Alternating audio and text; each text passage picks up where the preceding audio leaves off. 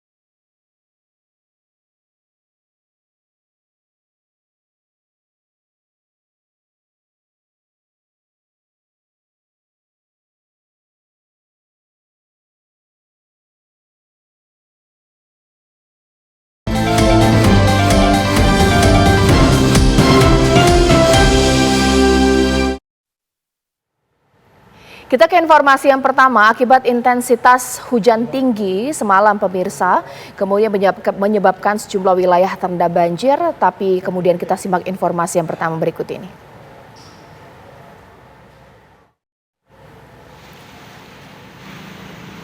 Ya pemirsa, akibat intensitas hujan tinggi diserta meluapnya air sungai Kapuas di wilayah Kota Pontianak, menyebabkan beginilah kondisi terkini di jalan raya. Hujan deras terjadi pada Sabtu petang hingga Sabtu dini hari. Sejumlah wilayah di Kota Pontianak tergenang banjir. Banjir disebabkan oleh air pasang mengakibatkan banjir setinggi kurang lebih 30 hingga 50 cm. Hingga Minggu siang air juga belum surut. BMKG Kalimantan Barat memprediksikan akan terjadi hujan ringan hingga deras di wilayah Kalimantan Barat 5 Mei hingga 8 Mei mendatang.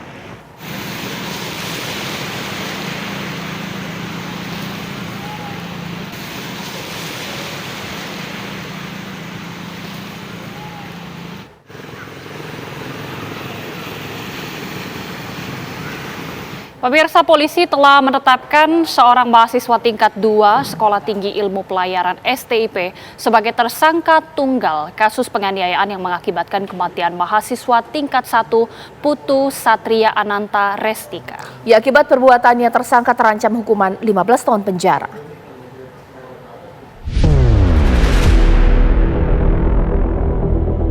Polisi menetapkan seorang mahasiswa tingkat 2 Sekolah Tinggi Ilmu Pelayaran STIP, Tegar Raffi Sanjaya, 21 tahun, sebagai tersangka tunggal kasus penganiayaan hingga tewas terhadap korban mahasiswa tingkat 1 bernama Putu Satria Ananta Rustika. Penetapan tersangka tunggal dilakukan berdasarkan sejumlah fakta yang dikumpulkan selama proses penyelidikan. Sebelumnya, penyidik telah memeriksa 36 orang saksi, mulai dari rekan korban, rekan tersangka, pengasuh, tim dokter, hingga para ahli. Dari 36 yang kami lakukan pemeriksaan, telah kami lakukan pemeriksaan untuk mengerucut pada peristiwa pidana dan siapa tersangkanya, maka kami menyimpulkan tersangka tunggal di dalam proses atau peristiwa pidana ini, yaitu saudara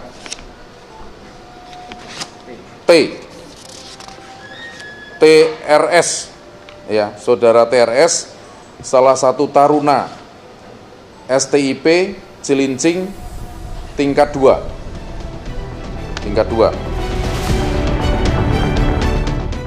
Dalam keterangannya kepada awak media, Kapolres Metro Jakarta Utara, Kombes Pol Gideon Arif Setiawan, juga menyebut penyebab kematian korban adalah akibat tersumbatnya pasokan oksigen ke organ vital. Sementara hasil autopsi Rumah Sakit Polri Kramat Jati ditemukan organ paru-paru korban pecah akibat pemukulan. Kemudian kami juga sudah melakukan pemeriksaan terhadap jenazah, otopsi, dan beberapa ahli. Ada luka di daerah ulu hati yang menyebabkan pecahnya jaringan paru, ya. Ada pendarahan, tetapi juga ada luka lecet di bagian mulut yang menyebabkan matinya atau hilangnya nyawa korban adalah yang paling utama pada ketika dilakukan upaya-upaya menurut tersangka ini adalah penyelamatan gitu ya di bagian mulut, sehingga itu menutup oksigen, menutup saluran pernafasan, kemudian mengakibatkan organ vital tidak mendapatkan asupan oksigen. Mengenakan baju tahanan dengan tangan terborgol, tersangka Tegar Raffi Sanjaya sempat dihadirkan ke hadapan awak media sesaat setelah ditetapkan sebagai tersangka tunggal. Tersangka dijerat pasal 338 KUHP tentang pembunuhan, subsidiar pasal 351 ayat 3 KUHP tentang penganiayaan yang menyebabkan kematian dengan ancaman hukuman 15 tahun penjara. Putu Satria Ananta Rustika, 19 tahun, mahasiswa tingkat 1 Sekolah Tinggi Ilmu Pelayaran STIP, meninggal dunia usai dianiaya kakak tingkatnya di toilet dekat ruang kelas kampus pada Jumat 3 Mei 2024. Jenazah korban kemudian dibawa ke Rumah Sakit Polri Kramat Jati untuk dilakukan proses autopsi. Tim TV One mengabarkan. Ya pemirsa, usai lakukan otopsi terhadap jenazah Putu Satria Ananta Rustika, taruna tingkat 1 Sekolah Tinggi Ilmu Pelayaran yang menjadi korban kekerasan, kakak tingkatnya di Rumah Sakit Polri menyerahkan jenazah Putu Satria kepada pihak keluarga, tepatnya pada Sabtu malam.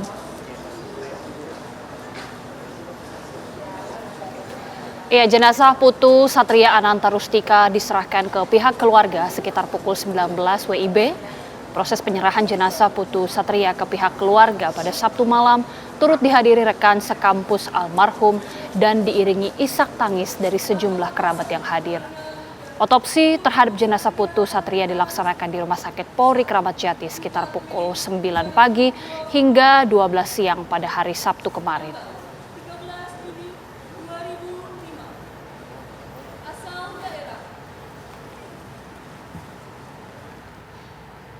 Pemirsa, meski polisi telah menetapkan 1 orang senior mahasiswa sebagai tersangka kasus tewasnya Putu Satria Ananta Rustika, mahasiswa Sekolah Tinggi Ilmu Pelayaran akibat dianiaya seniornya, pihak keluarga ini masih belum puas dan menduga masih ada tersangka lain.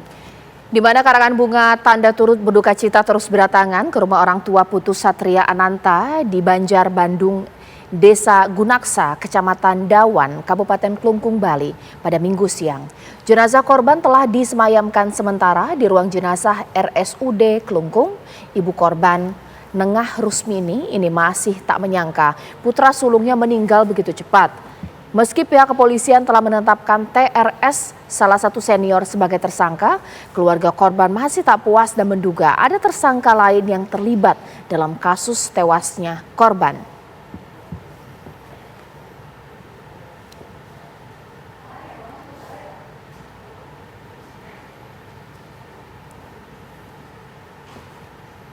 Pemirsa, kita akan berbincang bersama dengan keluarga korban. Ini sudah bergabung bersama kami, ada Bapak Ketut Swastika selaku ayahanda dari korban. Pak Ketut, selamat malam Bapak. Selamat malam, selamat. Pak Ketut, sebelumnya kami tentunya mengucapkan turut berduka cita sedalam-dalamnya Pak atas kepergian anak Bapak. Semoga keluarga ini selalu dikuatkan Pak. Bapak dan juga keluarga saat ini apa kemudian rangkaian kegiatan yang dilakukan setelah jenazah atau korban ini sudah diberikan kepada pihak keluarga juga Pak? Untuk jenazah masih dititip di Rumah Sakit Klungkung. Oke, berarti masih dititip ya Pak ya? Iya, betul. Sambil menunggu hari baik untuk dilakukan upacara pengabenan. Oke. Artinya hingga saat ini keluarga tentunya sudah mendapatkan informasi bahwa sudah ada tersangka yang ditetapkan dari pihak kepolisian. Dari keluarga sendiri seperti apa, Pak? Saya memberikan apresiasi pada kinerja kepolisian yang sudah sigap menangani kasus ini. Saya berharap ke depannya biar ditingkatkan, tak tahu masih ada tersangka yang lain. Iya, Pak Ketut, hal itulah yang ingin kami dalami. Satu tersangka sudah ditetapkan, tapi keluarga masih merasa belum puas, ada dugaan tersangka lain. Sekiranya Pak, ini dari kecurigaan apa? Apakah jangan-jangan almarhum pernah bercerita kepada keluarga, ada yang selalu merisak atau mengganggu, bagaimana Pak? Kalau dari anak saya nggak pernah cerita di kampus, yang baik-baik aja, Bu. Nggak pernah bilang cerita ada keluhan apapun. Lantas kalau begitu, kenapa keluarga masih menaruh curiga bahwa bisa jadi pelakunya bukan satu orang, Pak? Jadi berdasarkan kelihatan luka-luka yang terlalu banyak bagi saya, lebam-lebam. Maksudnya berarti keluarga tidak yakin kalau itu bisa dilakukan oleh satu orang begitu? Kurang lebih begitu. Luka apa yang menurut Bapak paling kentara bahwa ini merupakan dugaan pengeroyokan mungkin? Kurang lebih begitu, perkiraan masih dia minta dari pihak kepolisian mendalami hasil otopsi itu. Baik. Pak Ketut, ini kan sudah ada pernyataan dari pihak kepolisian, tapi kemudian dari pihak sekolah, dari pihak STIP sendiri, bagaimana Pak komunikasi dengan keluarga terakhir sejauh ini Pak? Mohon diulang. Iya, dari pihak sekolah seperti apa Pak komunikasi dan juga pernyataan yang diberikan kepada keluarga? Kalau dari saya lewat itu nggak tahu, soalnya yang di Jakarta istri saya, Bu, sama kakak. Oke, yang disampaikan kepada istri dan juga kakak seperti apa Pak dari pihak sekolah Pak? Belum sempat saya tanyakan, soalnya kan baru datang dari Jakarta nih, sedangkan tamu dari kerabat-kerabat rame di rumah, baru untuk mengucapkan bela sungkawa juga. Baik Pak, dalam mungkin kalau boleh Bapak bercerita mengenai ketika pulang ke rumah anak Bapak atau almarhum ini, pernah tidak sih bercerita hubungannya dengan senior, dengan sesama rekan, ini seperti apa Pak? Baikkah atau bagaimana Pak? Nggak pernah ada cerita, Bu. Paling tanya lewat ya gimana dengan keadaan di sana, aman-aman aja Pak. Paling gitu jawabannya. Oke, berarti tidak ada ini ya Pak, mungkin informasi bahwa di sekolah ini mungkin tidak menimpa almarhum begitu, tapi mungkin terjadi di lingkungan sekolah ataupun dari teman-temannya yang mendapatkan perlakuan tidak menyenangkan. Pernahkah ada bercerita seperti itu juga Pak terjadi di sekolah? Nggak pernah cerita mengenai tentang ini pengajian, nggak pernah. Paling tentang sekolahnya gimana, aman, baik-baik aja Pak, lancar gitu. Pak, almarhum anak Bapak ini siapa teman yang paling dekat di sekolah Pak? Bapak sempat bertanya tidak sih dengan keseharian anak Bapak di sekolah? Paling teman-teman dari warga Bali, teman-teman yang paling dekat kan saya sama kos di sana. Tidak cerita peristiwa atau mungkin beberapa hari sebelum kejadian, apakah mungkin ada curhat, kecurigaan begitu Pak? Boleh diceritakan kepada pemirsa TV One? Nggak pernah cerita yang aneh-aneh. Baik, Pak Ketut, ini kan proses tentunya masih terus berjalan dan tadi sempat disebutkan keluarga mengharapkan begitu ya Pak, ada pengusutan lebih lanjut, apalagi tadi keluarga mungkin sempat mengatakan ini sepertinya pelaku harus diusut lah lebih daripada satu orang. Bagaimana kemudian yang dilakukan keluarga kepada pihak kepolisian Pak? Apa yang disampaikan keluarga kepada kepolisian? Saya berharap banyak dari pihak kepolisian untuk bekerja keras mengungkap kasus ini seterang-terangnya, bukan itu dari pihak kampus agar tidak memberikan lah penjelasan dan ikut bertanggung jawab atas kematian anak saya. Oke, Pak, setelah ditetapkan sebagai tersangka, ini senior dari almarhum anak Bapak tepatnya, sekolah sudah menghubungi tidak? Kalau lewat saya sendiri belum juga.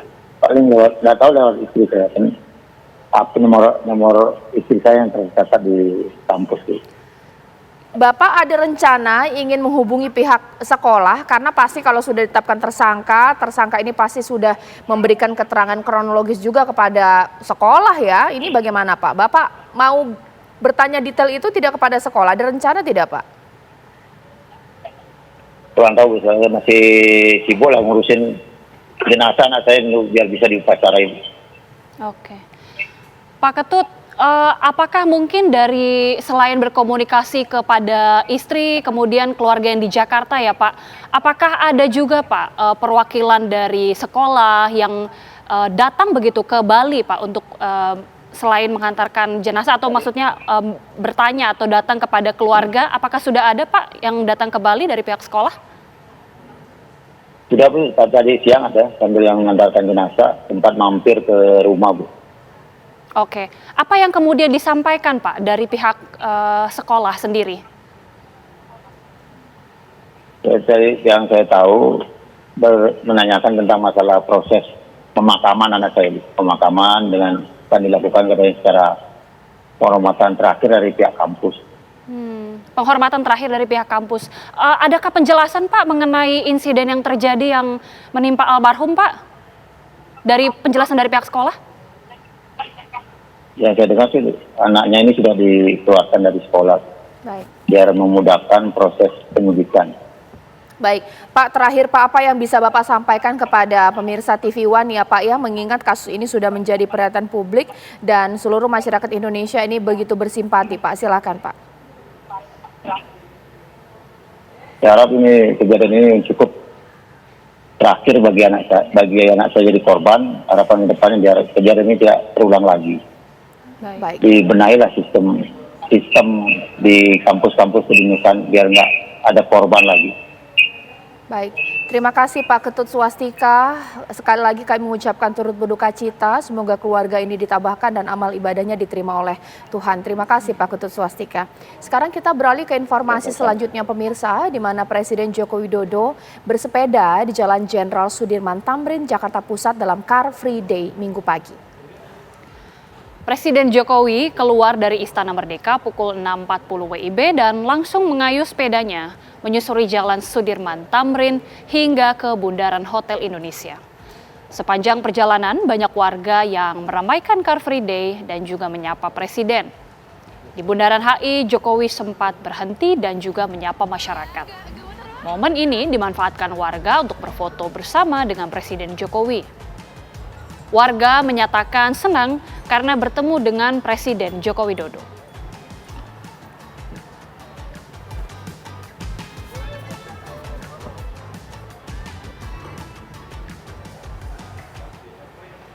Usai jeda pemirsa, apa kabar Indonesia Malam akan hadir bersama Caca Anissa untuk berdialog dengan sejumlah narasumber. Benar sekali Agita dan juga pemirsa TV One, saat lagi kita akan melihat bagaimana susunan kabinet baru pemerintahan Prabowo Gibran pemirsa.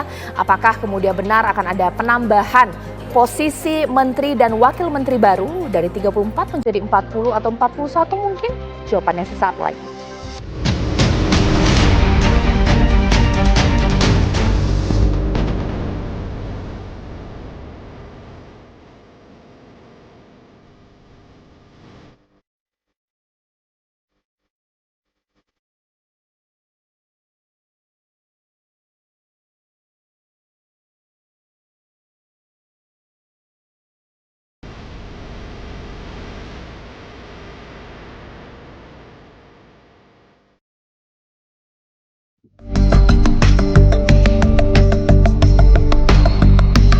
Prabowo dan Gibran tinggal selangkah lagi menuju istana. Presiden dan wakil presiden terpilih ini akan dilantik pada bulan Oktober mendatang. Meski masih 5 bulan lagi menjabat secara resmi, namun sepertinya pasangan ini sudah mulai bertahap melakukan persiapan estafet kepemimpinan dari Presiden Jokowi dan Wapres Ma'ruf Amin. Salah satunya mempersiapkan postur kabinet yang kelak membantunya hingga 2029 nanti. Sejumlah pihak menilai para pembantu presiden akan didominasi nama tokoh yang berasal atau terafiliasi partai politik. Mengingat saat Pilpres kemarin, koalisi Prabowo Gibran didukung 8 partai politik dan puluhan organ relawan.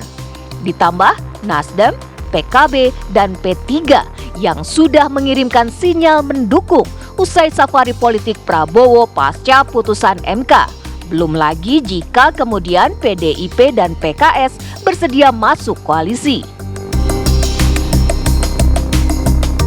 Lalu bagaimanakah Prabowo Gibran menempatkan para sekondannya di kabinet kelak? Apakah postur kabinetnya yang ditambah dari 34 kementerian saat ini menjadi mendekati 40 nomenklatur? Atau memangkas jumlah calon menteri profesional murni agar kader parpol terakomodir? Lalu, seberapa efektif pemerintahan kelak dengan postur kabinet yang diprediksi tidak seramping presiden sebelumnya?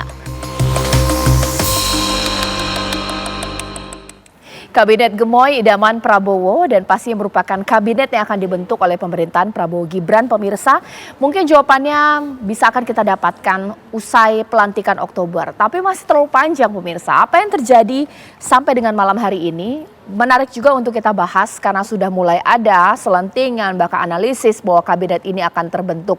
Cukup banyak posisinya dari 34 saat ini bisa jadi menjadi 40 atau 41. Ini masuk akal karena koalisinya begitu gemuk, apalagi Prabowo Subianto gencar melakukan safari politik. Mari kita bahas di malam hari ini pemirsa.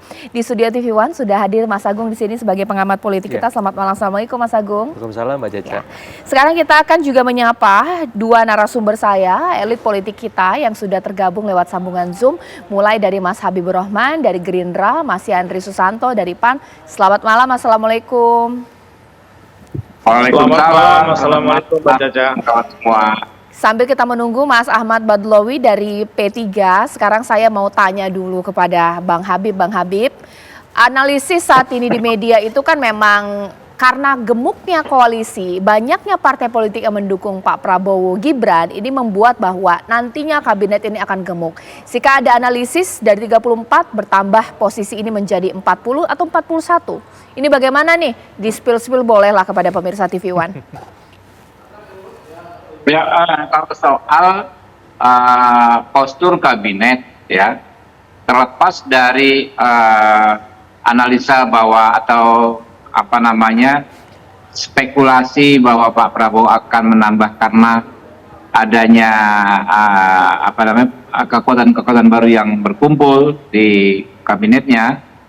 Memang selama ini juga banyak masukan dari masyarakat tentang kementerian-kementerian yang didorong untuk dipisahkan. Misalnya ada satu kementerian menjalankan beberapa fungsi. Ya, ini wacana ya kemarin misalnya dalam konteks hukum dan HAM. Kementerian Hukum dan HAM banyak yang kritik harusnya dipisahkan. Lalu ada juga misalnya Direktorat Jenderal ya Imigrasi dan Lapas itu kalau di negara lain adalah kementerian yang berbeda. Ya, jadi imigrasi dan lembaga pemasyarakatan itu di dua kementerian yang berbeda. Jadi apakah karena banyaknya kekuatan yang berkumpul ya atau tidak, yang jelas dorongan untuk mengembangkan kementerian yang ada itu sudah ada sebelumnya. Nah, kemudian yang kedua, saya ingin katakan ya bahwa besar itu bukan berarti jelek ya, bukan berarti gemuk ya.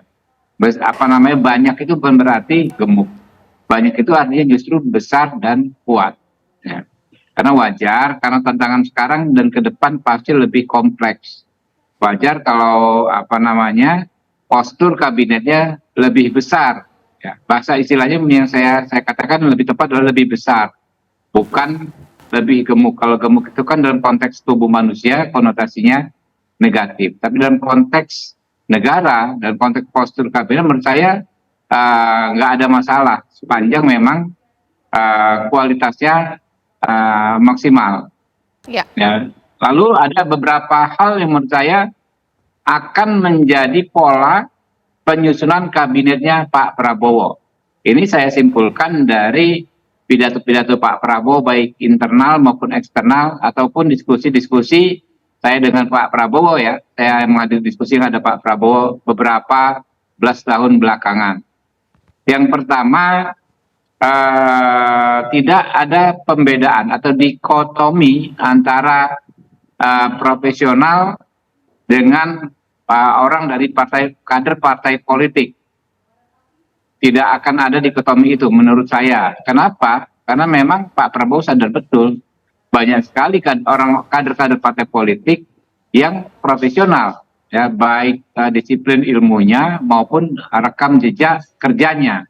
Banyak sekali orang di partai politik, tapi dia adalah orang yang profesional di bidang masing-masing. Ya. Yang kedua, ya menurut saya Pak Prabowo tentu akan mengimplementasikan politik merangkul, ya dalam penyusunan kabinetnya, sehingga bisa jadi tidak hanya teman-teman yang ada di koalisi yang mengantarkan beliau menang Pilpres kemarin, bisa jadi juga dari kekuatan-kekuatan politik yang baru bergabung setelah pemilu. Bisa jadi ya, kalau saya mengikuti apa yang disampaikan Pak Prabowo dalam taklimat-taklimatnya, dalam pidato-pidatonya baik internal maupun eksternal. Kurang lebih gitu dulu. Ya, oke. Yang terakhir ini yang saya kutip langsung Bang Habib, bahwa yang nanti akan mendapatkan jabatan menteri atau sederhananya seperti itulah, bukan hanya partai-partai politik yang mendukung dan mengantarkan Pak Prabowo menjadi pemenang, tapi juga partai yang baru bergabung. Wah, ini bagaimana kemudian PAN dapat berapa ya? Karena yang mau gabung baru ini banyak loh, Bang Yandri. Bang Yandri silakan dijawab. Bang Yandri, wah ini sedikit terganggu ya. Ya boleh silakan dijawab. Ya kalau bagi PAN apa yang dilakukan oleh Pak Prabowo itu luar biasa.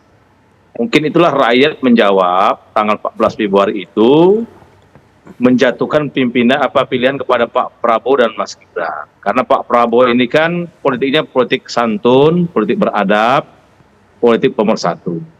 Jadi apa yang dilakukan oleh Pak Prabowo safari politik pasca pemilu kepada lawan-lawan politiknya, bahkan serangannya bertubi-tubi, itu luar biasa itu. Sedap rasanya serangan waktu kontestasi, tapi ya bagi Pak Prabowo itu biasa.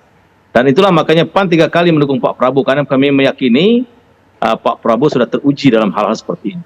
Nah, terhadap ada partai politik yang di luar koalisi Indonesia Maju mau bergabung, saya sudah nggak terhitung Mbak Caca menyampaikan kepada publik, pada media massa, bahwa bagi PAN ya welcome saja, karena bagaimanapun Pak Prabowo sebagai presiden terpilih, sebagai pimpinan koalisi, tentu yang akan meramu kabinet ke depan. Dan Pak Prabowo tahu betul bahwa persoalan bangsa ini besar, baik di dalam negeri maupun konstelasi global yang semakin tidak menentu. Jadi bagi PAN kita serahkan kepada Pak Prabowo untuk mengajak partai politik di luar koalisi Indonesia Maju, siapa itu ya kami tidak akan ikut campur. Kami senang-senang saja kalau memang ada barisan baru yang ingin bergabung dengan Pak Prabowo. Nah, persoalan bagaimana jatah Menteri PAN, ya kita sampai sekarang, saya sering berdiskusi dengan Bang Jul, kita nggak pakai jatah-jatahan karena itu memang hak prerogatif presiden. Tapi kami sudah serahkan penuh kepada Ketua Umum Bang Zulkifli Hasan untuk terus melakukan komunikasi secara intensif pada Pak Prabowo, berapa jumlah kursi PAN yang akan diberikan kepada kami, kemudian siapa kader-kadernya, tentu itu sudah kami serahkan penuh kepada Bang Jul 1000%. Jadi kita tunggu saja PAN diberi tanggung jawab di pos mana. Nah kemudian tadi memang menarik apa yang disampaikan oleh saudaraku Habibur Rahman tadi, banyak diskusi memang perlunya penambahan atau pemecahan beberapa kementerian, yaitu bagian dari masukan. Kemudian ada usulan banyak dari para pihak, di luar parpol juga banyak, itu juga masukan. Tapi kami meyakini semua itu adalah saran dan masukan yang pada akhirnya finalisasinya kepada Pak Prabowo. Dan kita itu hormati, itu hak prerogatifnya Pak Presiden. Misalkan banyak orang bilang antara kehutanan dan lingkungan hidup sebenarnya sesuatu yang agak berbeda, perlunya dipisah. Tapi bagi kami itu diskusi yang sangat objektif, sangat profesional. Tapi pada akhirnya tentu Pak Prabowo sebagai presiden terpilih lah yang akan nanti mengambil keputusan. Jadi bagi PAN, Mbak Caca, santai-santai saja, tidak ada perasaan khawatir, tidak ada perasaan terganggu, karena kami sudah 3 kali mendukung Pak Prabowo.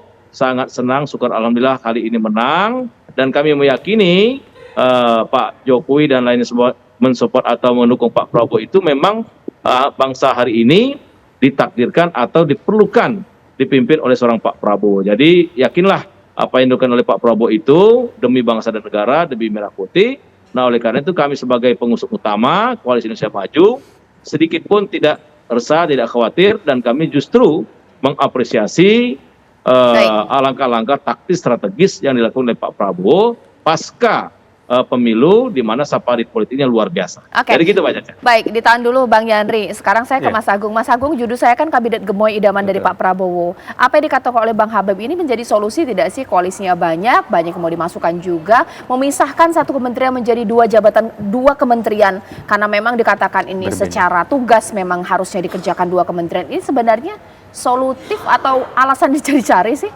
Iya, pertama kita bisa melihat bahwa pemilihan menteri-menteri ini kan tidak lepas dari pertimbangan-pertimbangan politik, sangat kuat saya kira. Jadi ini nggak bisa dipungkiri, dan hal-hal semacam itu saya kira perlu dicari solusinya, termasuk ketika memecah ya satu kementerian menjadi dua. Tadi ada Kementerian Lingkungan Hidup, Kehutanan, ada Kementerian Hukum dan HAM dan seterusnya. Jadi saya kira itu solusi, tapi yang jelas kita harus mengirimkan pesan kepada publik bahwa kabinet yang besok akan membantu Prabowo Gibran ini harus punya nafas membantu mensejahterakan rakyat. Jangan sampai tone akomodasi politiknya terlalu kuat. Itu yang pertama. Yang kedua, saya sering menganalogikan bahwa kabinet ini seperti kita membentuk tim nasional, Mbak Caca.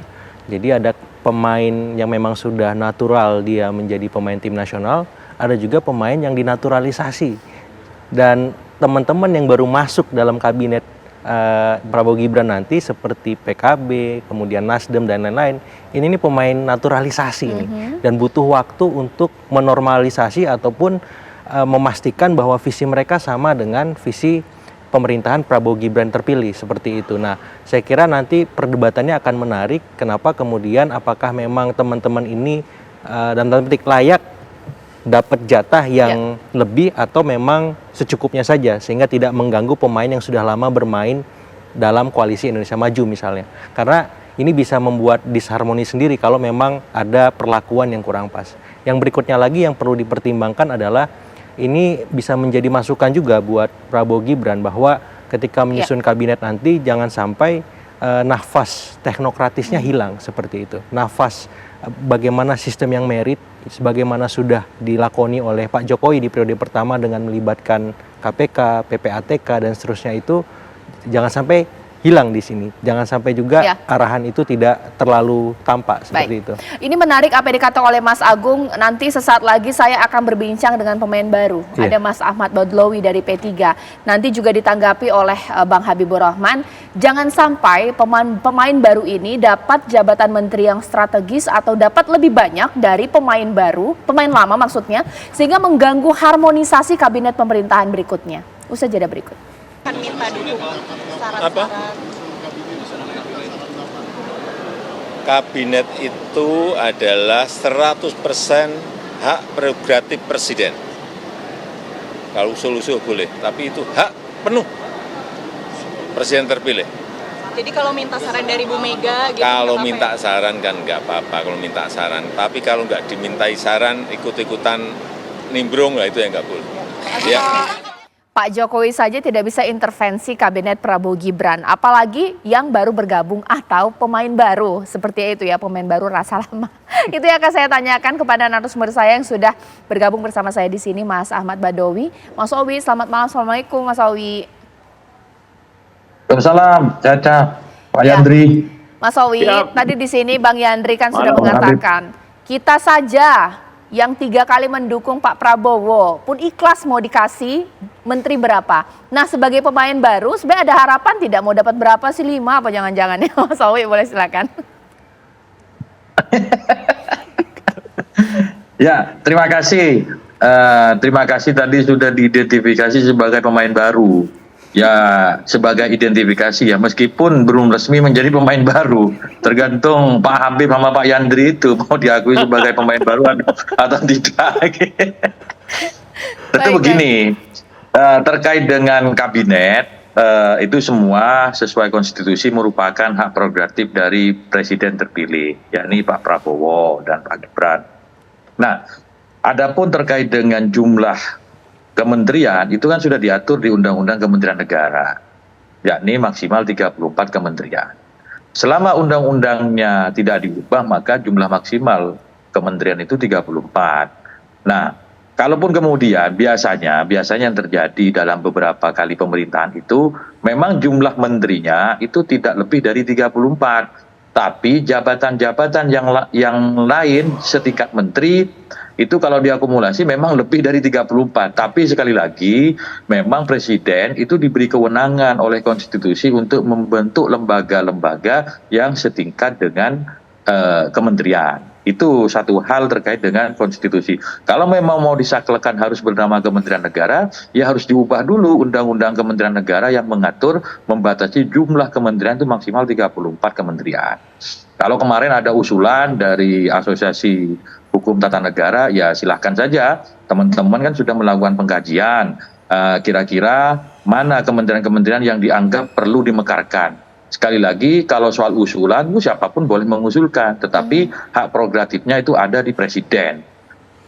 Oke, ya sekarang saya ke Bang Habibur Rahman. Jadi ini pemain baru ini udah kayak ospek ya sebenarnya. Bisa kita katakan pemain baru atau mungkin masih ditimbang-timbang.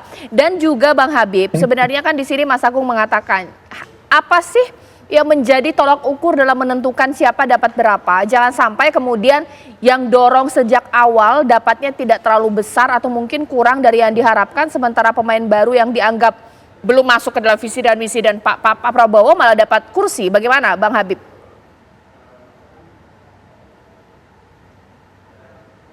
Aduh, mute dia kayaknya. Tentu teman-teman paham ya, apalagi Bung Yandri ya dan rekan-rekan PAN yang sudah 15 tahun kita dalam satu koalisi. Pak Prabowo itu kalau dalam konteks sharing itu tidak pernah mengecewakan sahabat-sahabat seperjuangannya. Coba cek ya.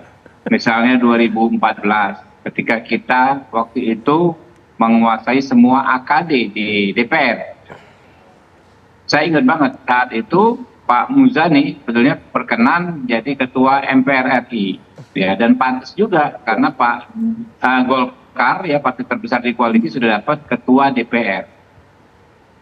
Nah, Pak Muzani diminta Pak Prabowo untuk ngalah pada saudara kami dari PAN waktu itu Pak Zulkifli Hasan menjadi ketua MPR. Begitu juga di banyak AKD, misalnya di pimpinan DPR ya terkait misalnya ada yang pengen di bidangnya Korekyu, bidangnya Polhukam ya. Pak Prabowo banyak sekali menyuruh kader-kader Gerindra untuk ngalah terhadap sahabat-sahabatnya dari koalisi gitu ya. Jadi tentu saya yakin ya ini sudah menjadi track recordnya Pak Prabowo, bahkan konon katanya dalam konteks berbagi ini Pak Prabowo itu sejak zaman di Kopassus dulu memang sudah seperti itu. Di internal partai politik Gerindra juga begitu. Di politik DPR begitu juga. Tentu kali ini teman-teman tidak ada yang ragu lah, ya. Yang ada pasti semua sahabat seperjuangan itu pasti akan puas, ya, akan mendapatkan lebih dari yang diharapkan dalam konteks sharing. Saya sih aku yakin kalau soal itu. Nah, tetapi memang harus diakui ya, ada juga kebutuhan untuk mengakomodir kekuatan-kekuatan baru. Ya. Kenapa? Karena kita perlu pemerintahan yang kuat dengan melibatkan sebanyak mungkin pihak. Kenapa lagi pertanyaannya? Ya itu dia situasi geopolitik, ya, situasi politik internasional itu dan tantangan-tantangan kita ke depan ini kan sangat kompleks. Ya, tidak cukup hanya yang kemarin bersama-sama kita saja, harus melibatkan sebanyak mungkin orang, sebanyak mungkin pihak, dan tentu tidak mengganggu ya konfigurasi yang sudah ada. Negara kita ini kan negara besar, ya. Kalau dalam konteks berbagi itu banyak sekali yang bisa di konteks berbagi tanggung jawab dan peran, banyak sekali peran dan tanggung jawab yang bisa di sharing. Ya, dan Pak Prabowo itu ahlinya lah dalam konteks berbagi peran dan tanggung jawab itu ahlinya itu Pak Prabowo. Jadi kalau saya sih nggak khawatir ya, saya yang begitu mengikut Pak Prabowo ini kan sejak 2009 ya, saya paham banget bahwa hal-hal seperti ini sih tunggu saja pasti akan diselesaikan dengan baik oleh Pak Prabowo.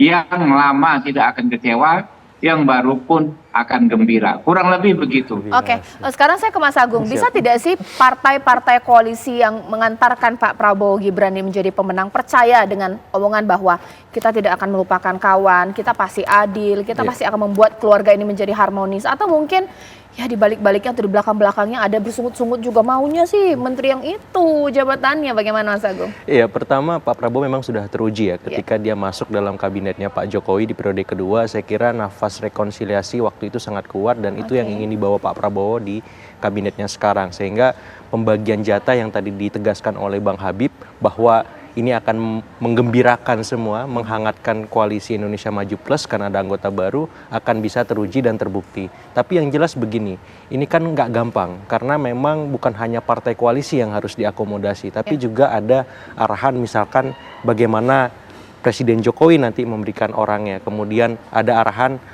kekuatan-kekuatan lain misalkan di internal Gerindra misalkan, itu juga memberikan rekomendasi nama. Sehingga ini memang butuh formulasi yang sangat kompleks, pertimbangan-pertimbangan yang luar biasa sangat rigid.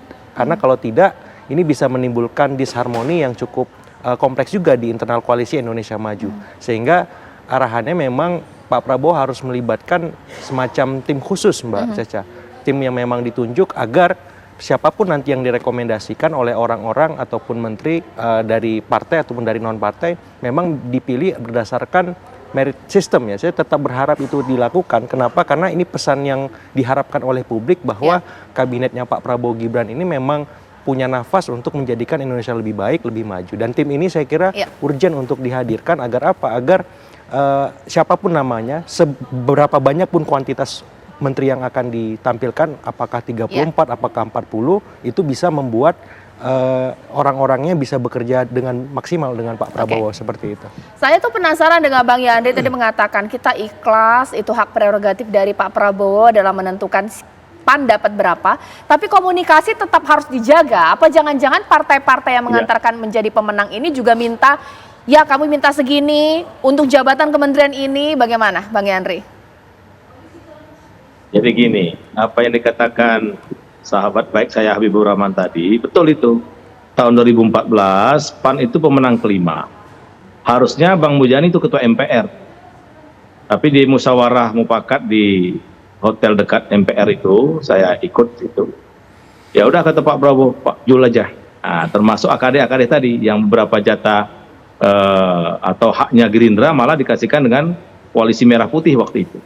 Jadi memang betul teruji itu, dan faktanya sudah ada, rekam sejarahnya jelas.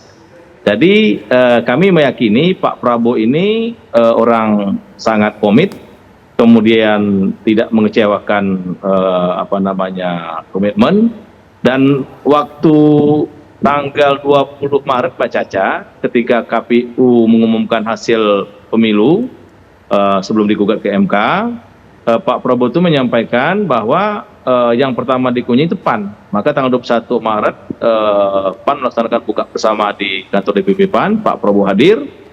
Di pidato Pak Prabowo itu jelas, Pak Jul, Pak Hatta, kalau teman lagi susah ya nggak banyak. Nah, salah satunya PAN ini sudah teruji gitu.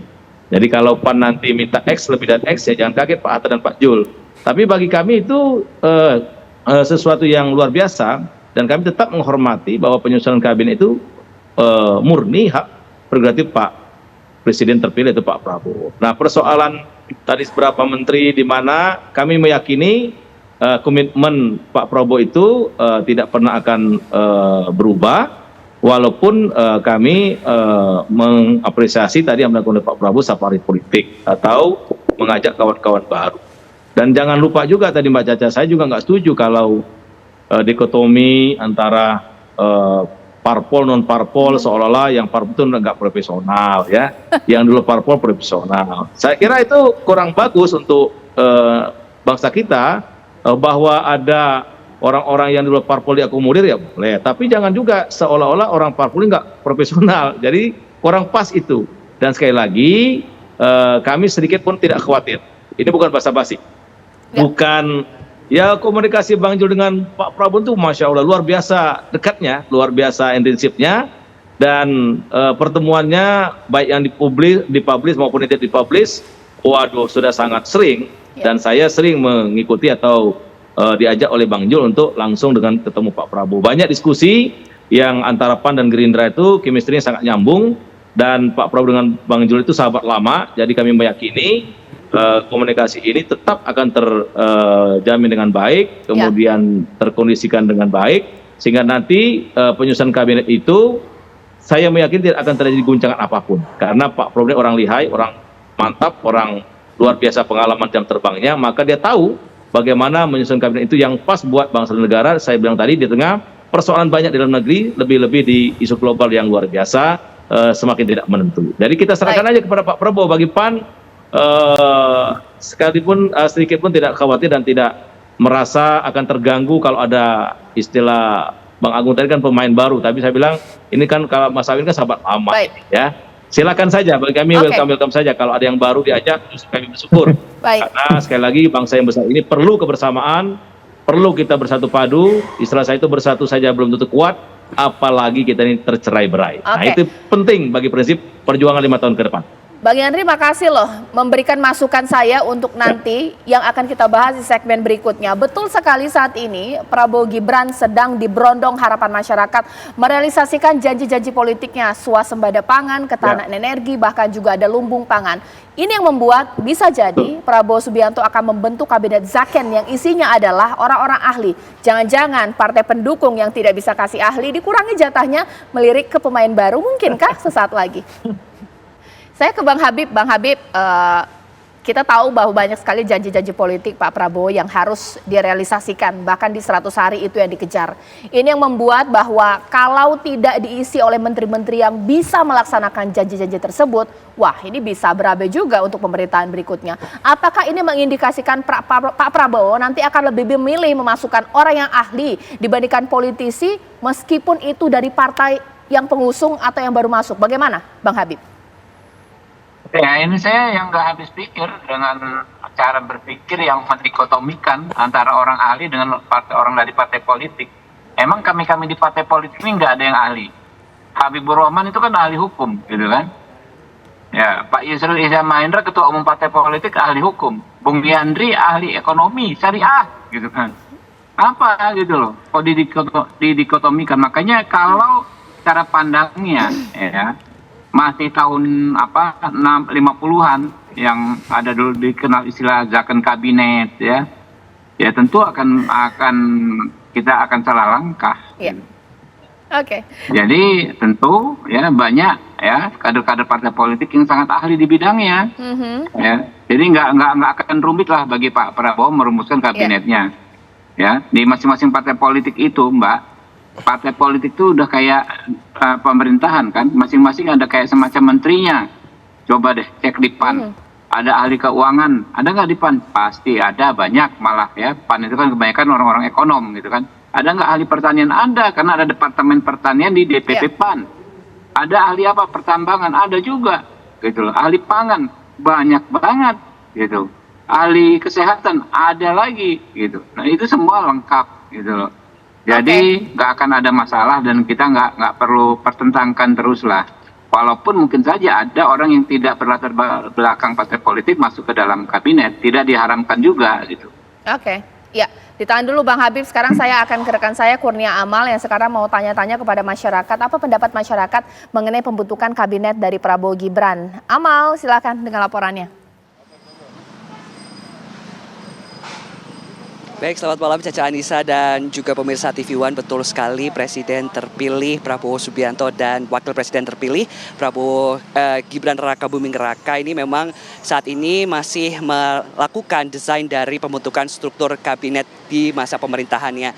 Sejumlah dari tokoh politik dan juga pengamat politik ini menilai tidak menutup kemungkinan koalisi dari Prabowo Gibran ini nantinya akan menjadi koalisi yang besar atau koalisi gemuk. Lalu bagaimana tanggapan dari masyarakat tentang hal tersebut? Kita akan sama-sama berbincang dengan masyarakat.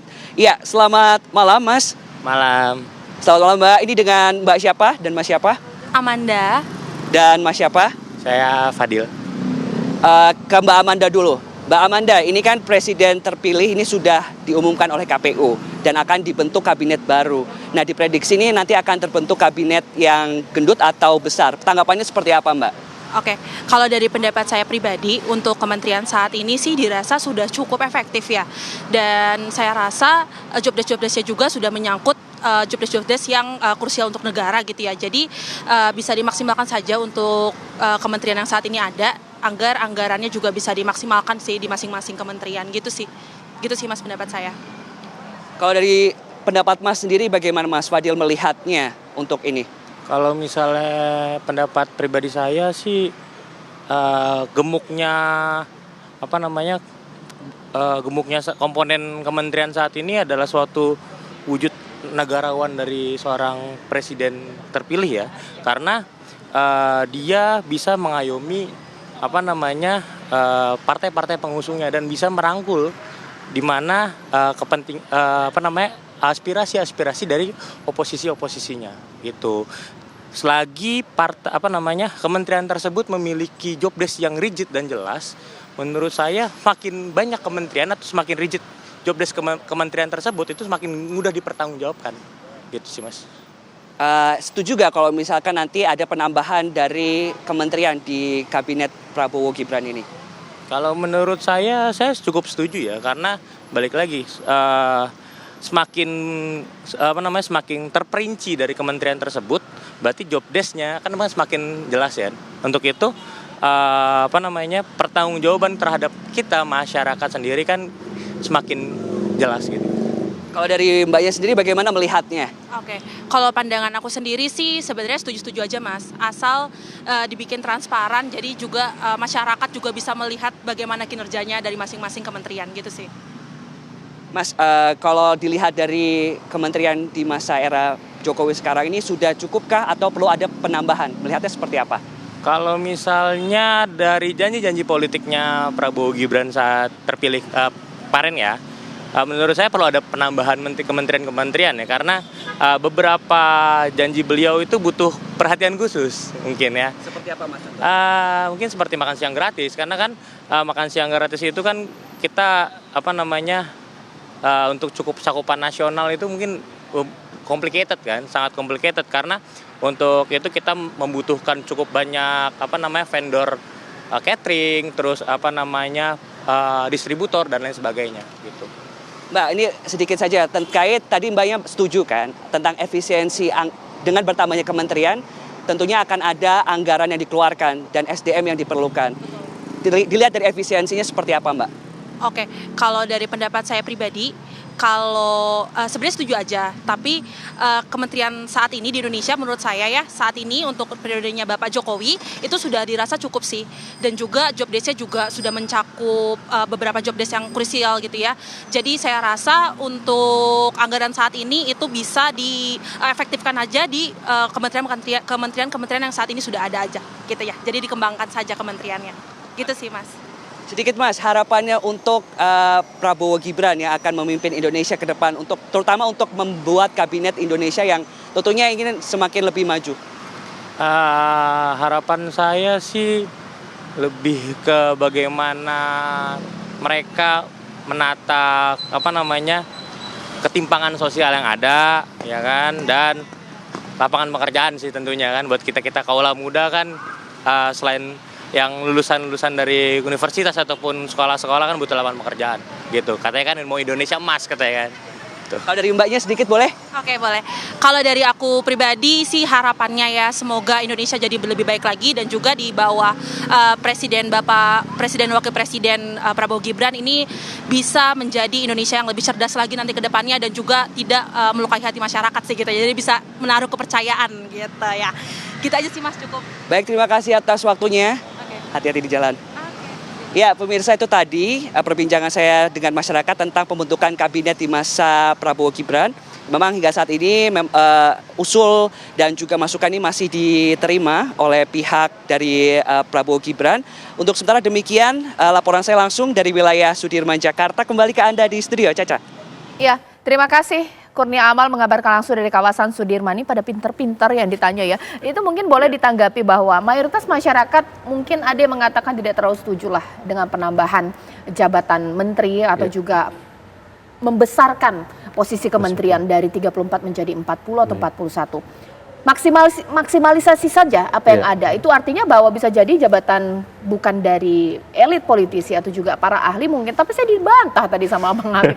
Kita juga ahli-ahli nih, ada profesor juga ini, bagaimana? Ya, jadi kalau saya melihat secara praktis ya, sebenarnya nanti kalau memang terlalu banyak koalisi yang diambil oleh Pak Prabowo, memang ada arahan wakil menteri itu bisa diisi ahli-ahli tadi, istilahnya win-win solutionnya di situ. Kalau memang menterinya dari dalam tanda petik partai, wakil menterinya non partai atau profesional. Kenapa ada istilah partai non partai atau profesional tadi? Karena memang kita bicara rekam jejak, kita bicara profesional ini kan minim konflik of interest gitu. Jadi memang kita cari data historiknya dari masa Pak SBY sampai Pak Jokowi, ya biasanya di periode pertama itu kalangan profesional selalu mendominasi karena ingin mengirimkan pesan positif kepada publik bahwa kabinet ini akan benar-benar memikirkan rakyat tanpa kepentingan apapun. Jadi saya membantu Mbak Caca, Bang Habibur Rahman bahwa pembedaan itu sebenarnya untuk meminimalkan konflik of interest sebenarnya. Jadi itu saja poinnya. Tapi yang jelas saya memang berpikiran bahwa wakil menteri itu bisa dioptimalkan. Kalau sekarang kan ada 16 sampai 17 orang seperti itu. Nah, nanti porsinya bisa di sana teman-teman ahli kita ya.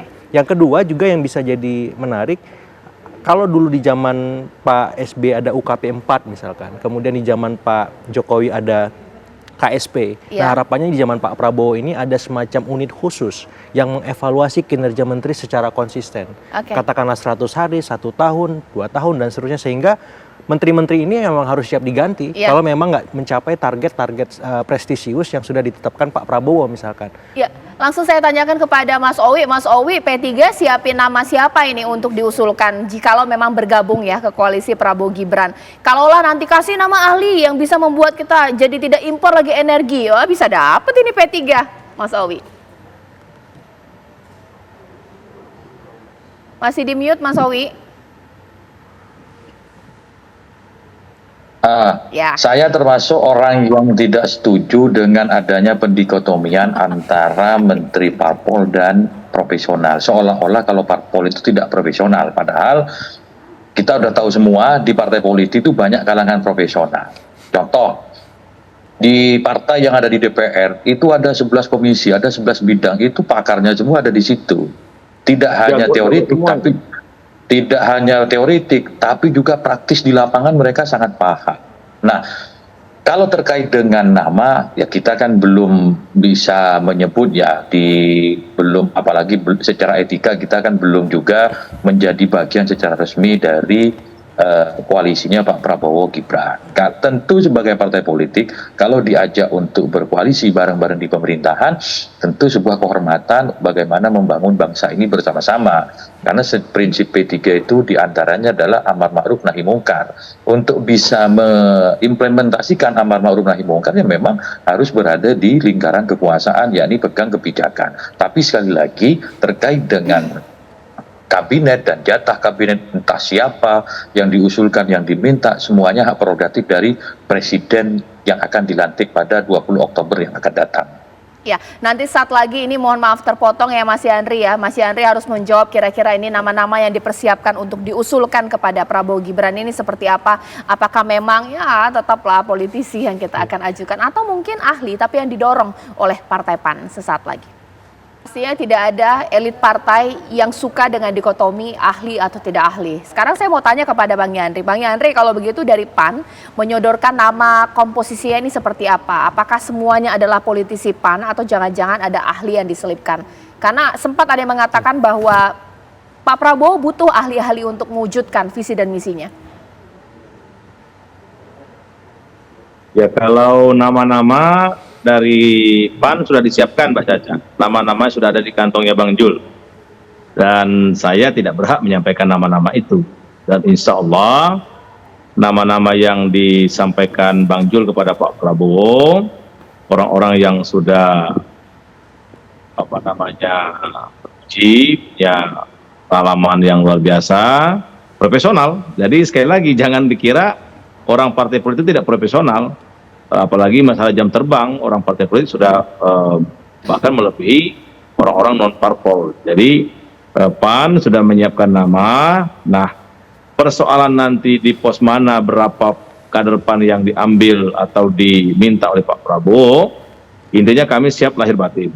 Tapi karena ini hak prerogatif Pak Prabowo, ya Bang Jul hanya sampai mengkomunikasikan nama-nama kader yang sudah disiapkan oleh Bang Jul, dan dalam beberapa waktu terakhir ini memang komunikasi Bang Jul dengan Pak Prabowo sangat intensif.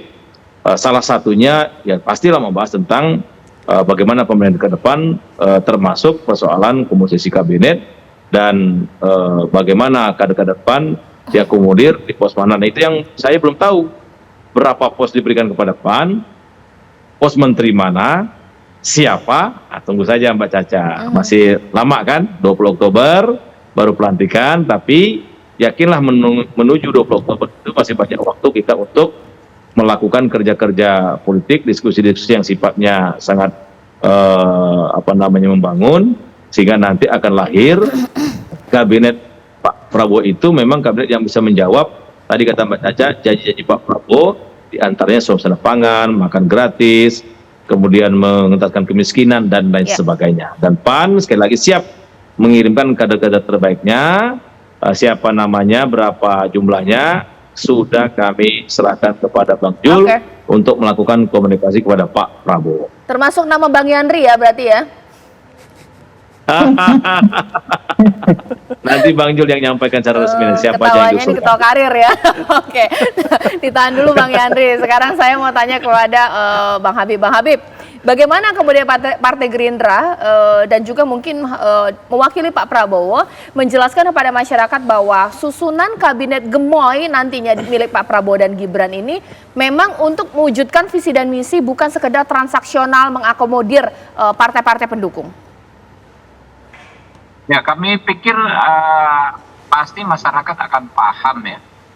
Tadi aja yang masyarakat tadi kan suami istri beda pendapat, tapi ujung-ujungnya sama. Mereka bisa memahami bahwa situasi saat ini kita perlu tim yang kuat, tim yang besar ya, untuk menjawab tantangan persoalan-persoalan kebangsaan. Kalau dalam konteks misalnya efisiensi dan lain sebagainya yang sepanjang bisa dipertanggungjawabkan, dalam konteks anggaran, pasti masyarakat bisa menerimanya. Kita ini kan targetnya nggak main-main ya. Kita ingin menjadi salah satu dari 4 negara maju di dunia. Itu kan yang disampaikan Pak Prabowo ya dalam pada 2045 mendatang. Jadi dimulainya saat ini kalau kita tidak ingin kehilangan momentum. Ini bukan momentum 5 tahun sekali, 10 tahun sekali, tapi ini momentum yang baru pertama kali terjadi ya, dengan berbagai analisa yang sempat kita diskusikan kemarin waktu pemilu.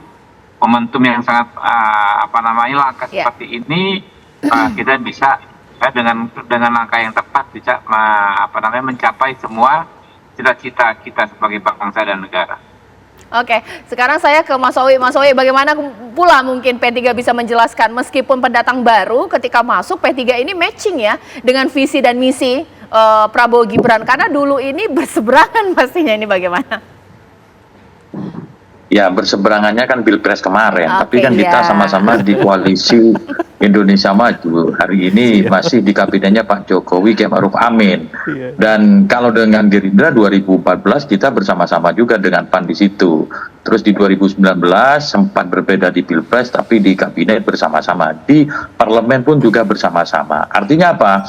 Bahwa kontestasi pemilu itu sudah selesai dengan putusan MK kemarin. Nah, kita jangan pula nanti berantemnya sampai 5 tahun. Kasihan bangsa ini. Kalau kemudian bersama-sama, toh di 2019 juga menunjukkan hal yang sama. Namun demikian, sekali lagi kami sepenuhnya menyerahkan kepada Pak Prabowo dan Pak Gibran selaku Presiden dan Wakil Presiden terpilih terkait dengan komposisi koalisi dan kabinet ke depan. Karena kami taat konstitusi. Oke, sekarang saya ingin ke Mas Agung. Mas Agung, harapannya kabinet gemoy idaman Pak Prabowo ini juga idaman masyarakat. Jadi kemudian jangan idaman mengakomodir semua kepentingan partai pendukung saja. Bagaimana?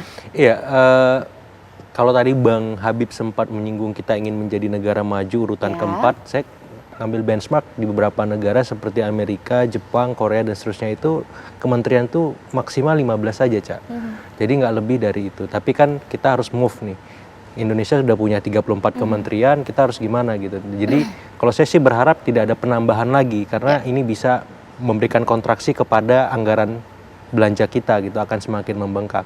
Sehingga memang perlu disampaikan juga bahwa ke depan memang ada arahan juga di luar mengakomodasi kepentingan-kepentingan partai tadi, juga ada arahan Pak Prabowo untuk mengakomodasi aspirasi publik yang lebih terinstitusi misalkan.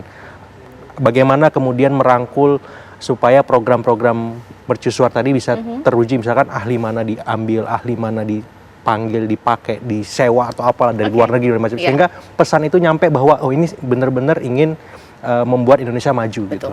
Yang kedua memang yang menjadi menarik saya kira bagaimana para calon menteri yang di hadapan kita ini, Bang Habib, Mas Awi, Mas Yandri ya. Saya melihatnya calon menteri karena senyum-senyumnya dia pas nggak gitu bisa loh. ngomong karena ada nama Mas ini ya, Mas Yandri ya. Saya kira saya pengen nitip pesan juga bahwa ketika memang nanti akan menghasilkan sebuah susunan kabinet yang oke bagi Pak Prabowo, besar harapannya seminimal mungkin ada arahan bagaimana teman-teman ini bisa merangkul ya semua kepentingan, semua aspirasi yang selama ini menjadi harapan publik baik dari kubu kemarin yang 01, 02 dan 03 sebenarnya, agar apa?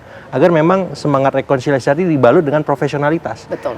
Dibalut dengan semangat-semangat bagaimana menuntaskan program-program pemerintah seperti itu. Mas Agung, terima kasih. Bang Habib, Bang Yandri, bahkan juga Mas Owi, ini bukan ngurusin hak prerogatif dari Presiden yang menentukan susunan kabinet nanti akan segemuk apa, siapa-siapa saja yang masuk. Tapi bagian dari kita mengawal bahwa kabinet ini mesti gemoy tapi memuaskan masyarakat dan janji-janji politik bisa terrealisasi. Sesaat lagi rekan saya Agita sudah siap dengan informasi. Ada apa ya Agita? Iya Caca dan juga pemirsa, sesaat lagi kami akan hadirkan informasi dari Ciamis pemirsa, di mana Tarsum, pria yang memutilasi istrinya sebelumnya mendapatkan perawatan medis dari puskesmas. Ia mengkonsumsi obat penenang dan juga hanya mengeluh pusing. Kita akan hadirkan informasi selengkapnya untuk Anda usai jeda. Pemirsa, seorang oknum bidan sekaligus lurah di Kota Pramubulih, Sumatera Selatan dilakukan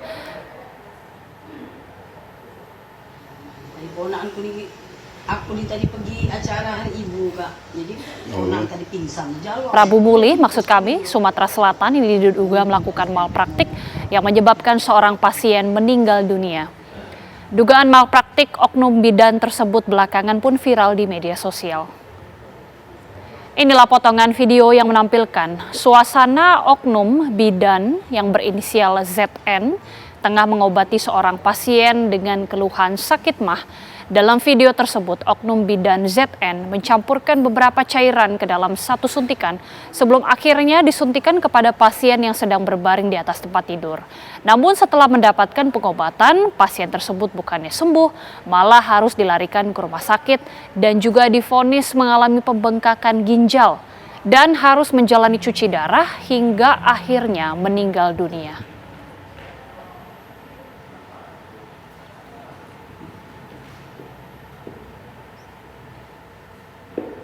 Kita ke informasi selanjutnya, pemirsa. Tarsum, pria yang memutilasi istrinya sebelumnya mendapatkan perawatan medis dari puskesmas.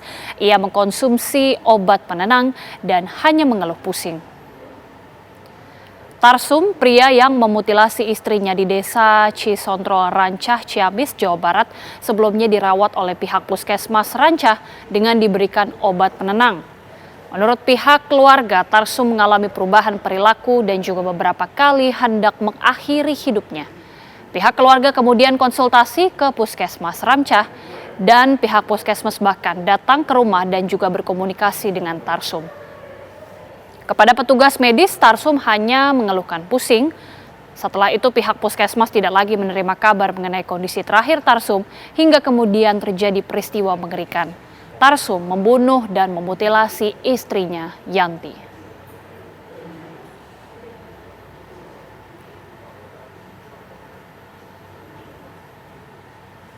Beralih ke informasi lainnya, pemirsa, seorang kakek di Garut, Jawa Barat ditemukan tewas dengan kondisi mengenaskan. Seorang kakek warga kampung Ngamplang, Desa Ngamplang, Kecamatan Cilawu, Garut, Jawa Barat ditemukan tewas mengenaskan di rumahnya pada Minggu siang. Polisi saat ini tengah melakukan olah tempat kejadian perkara, termasuk mengumpulkan barang bukti yang diduga kuat mengarah kepada pelaku. Keluarga korban tak menyangka orang tuanya tewas dalam keadaan terbunuh. Anak korban mengaku ayahnya itu tinggal bersama ibunya. Tidak ada yang menyangka korban akan tewas mengenaskan.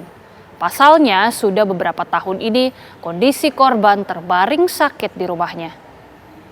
Sejumlah saksi termasuk anggota keluarga saat ini tengah diperiksa di Mapores Garut.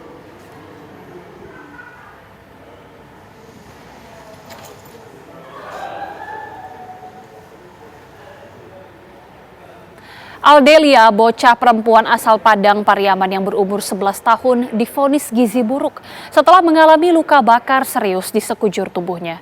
Sebelumnya, Aldelia disambar api setelah disirami bensin oleh teman sekolahnya saat melaksanakan gotong royong di sekolah. Kejadian berawal pada tanggal 23 Februari 2024 lalu, saat bocah malang tersebut melakukan gotong royong bersama dengan siswa yang lain di sekolahnya. Ketika membakar sampah, salah seorang siswa menyiramkan bensin ke tubuh Aldelia. Tak lama kemudian, api dengan sekejap membakar tubuh Aldelia. Sontak Aldelia merasa kesakitan dan dalam keadaan panik, bocah malang tersebut lari menyelamatkan diri ke toilet sekolah. Dengan harapan bisa memadamkan api dengan air. Namun sayangnya pada saat itu toilet dalam keadaan terkunci. Dengan menahan rasa sakit karena terbakar, Aldelia lari ke arah kelas untuk mencari bantuan yang kemudian diketahui oleh gurunya. Pasca kejadian, Aldelia sempat dilarikan ke puskesmas terdekat untuk mendapatkan pertolongan pertama dan kemudian dibawa ke Rumah Sakit Lubuk Basung Agam dan selanjutnya dirujuk ke Rumah Sakit M. Jamil Padang.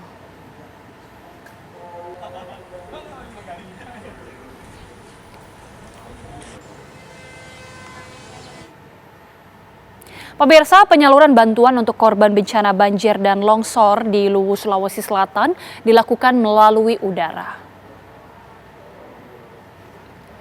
Bantuan diberikan menggunakan helikopter Caracal H225M TNI AU yang berhasil menembus daerah terisolir di Kecamatan Latimojong. Dalam sehari, helikopter membawa 4 ton makanan dan obat-obatan. Tak hanya mendistribusikan bantuan, helikopter juga mengevakuasi warga yang menjadi korban bencana banjir dan tanah longsor.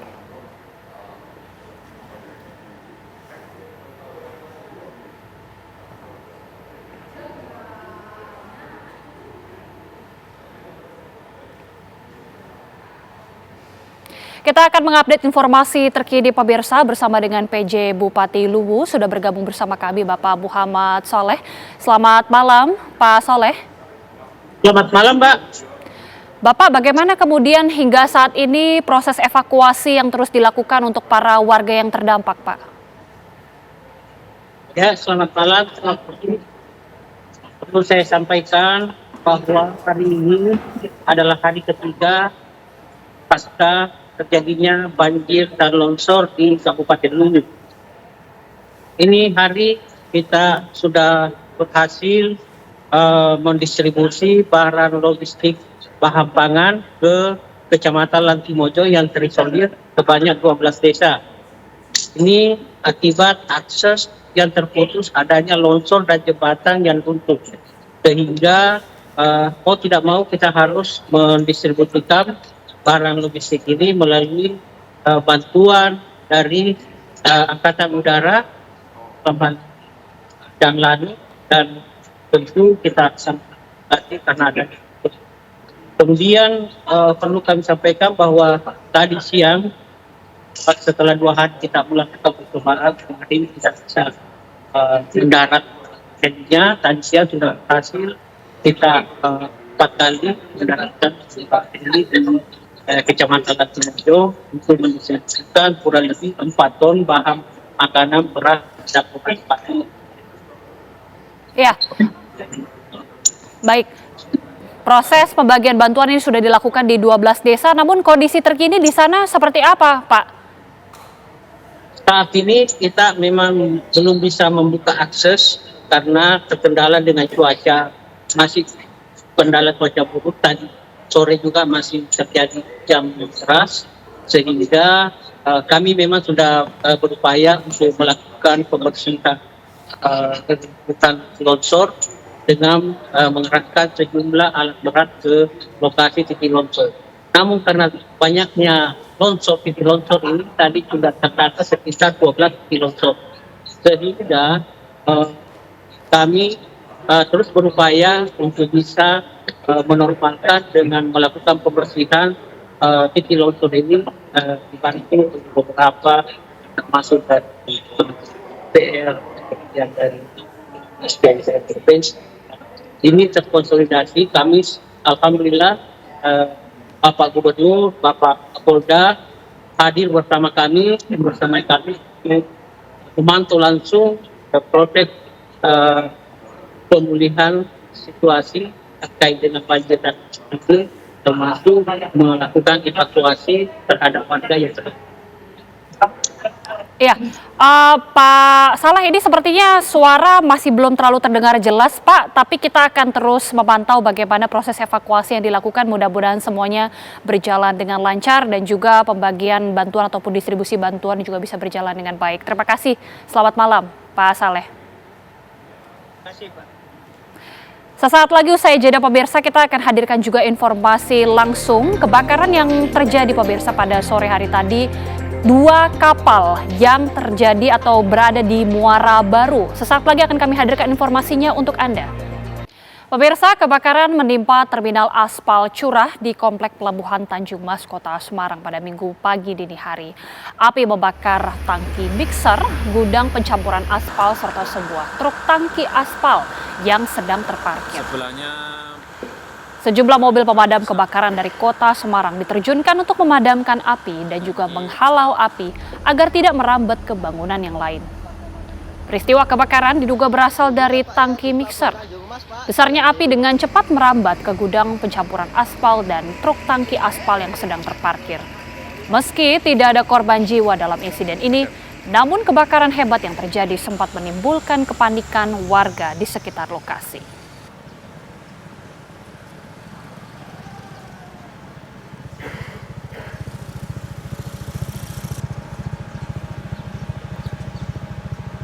Sebabnya apa arti, Mas?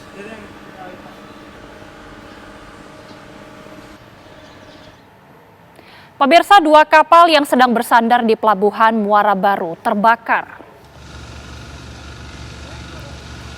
Api berkobar hingga mengeluarkan asap tebal yang membumbung tinggi ke udara. 2 kapal pelabuhan atau 2 kapal ini terbakar di Pelabuhan Muara Baru Penjaringan, Jakarta Utara. Dan hingga saat ini juga belum diketahui apa yang menjadi penyebab kebakaran serta berapa kerugian yang dialami pemilik kapal. Ledakan disebutkan terdengar beberapa kali dari kapal yang terbakar dan hingga saat ini proses pemadaman masih terus dilakukan petugas Sudin Pemadam Kebakaran.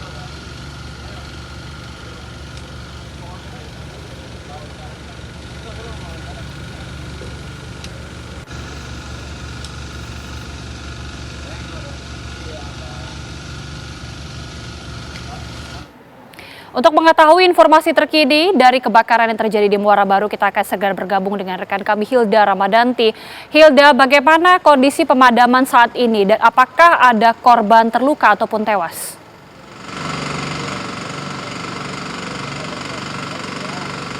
Ya baik, selamat malam Agita dan juga pemirsa. Kondisi terkini di tempat saya mengabarkan saat ini memang ada 3 buah kapal yang terbakar pada pukul 14.47 waktu Indonesia Barat tadi, tepatnya di Jalan Dermaga Barat, Muara Baru, Jakarta Utara. Dan diduga kapal ini memang terbakar dikarenakan mesinnya yang sedang dalam perbaikan dan tiba-tiba muncul percikan api dari kapal KM Hasil Melimpah, yang dimana KM Hasil Melimpah ini sedang melakukan bongkar hasil laut, yakni cumi, dan sedang bersandar di dermaga begitu. Menurut informasi yang kami dapatkan juga, Agita dan juga pemirsa, saat kapal terbakar ataupun saat terjadi kebakaran, kapal tersebut mengeluarkan suara ledakan yang memang membuat para warga sekitar kaget dan juga melarikan diri untuk menyelamatkan nyawa mereka.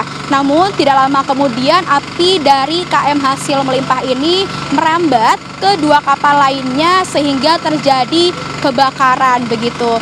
Dan juga saat damkar sampai di sini, dua kapal tersebut sudah dalam kondisi terbakar sehingga memang tidak diketahui nama dari kedua kapal tersebut.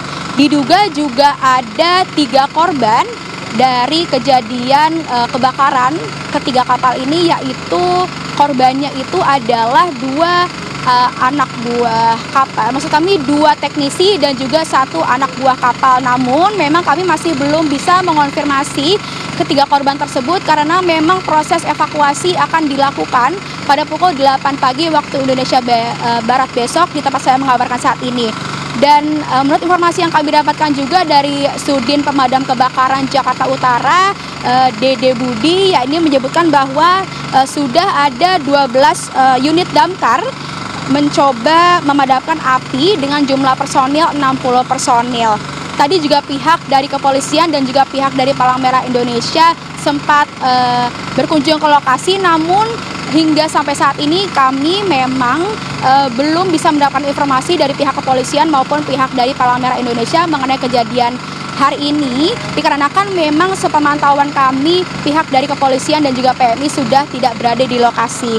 Dan akibat dari kebakaran besar ini diduga mengalami kerugian yang sangat besar, namun memang kami masih belum bisa menyebutkan seberapa besar angka yang menyebabkan kerugian dari kebakaran ketiga kapal ini. Sementara itu kembali ke studio, Agita Malika. 3 korban yang Anda sebutkan tadi, apakah maksudnya dalam kondisi meninggal dunia atau dalam kondisi luka-luka?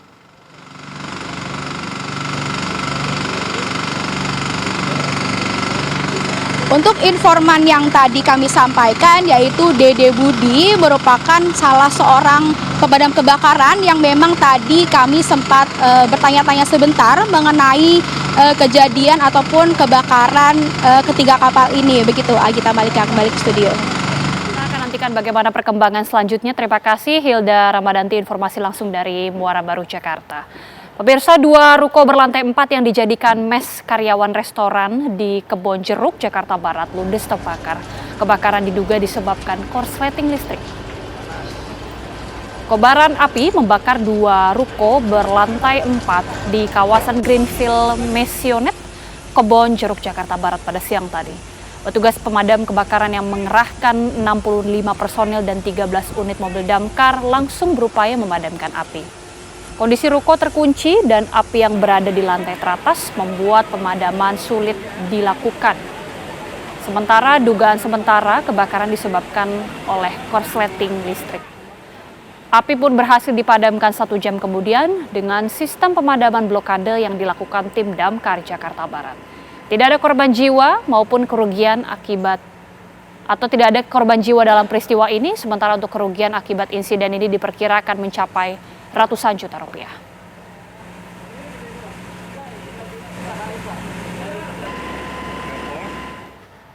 Dan pemirsa, informasi tadi juga sekaligus menutup perjumpaan kami di Apa Kabar Indonesia Malam.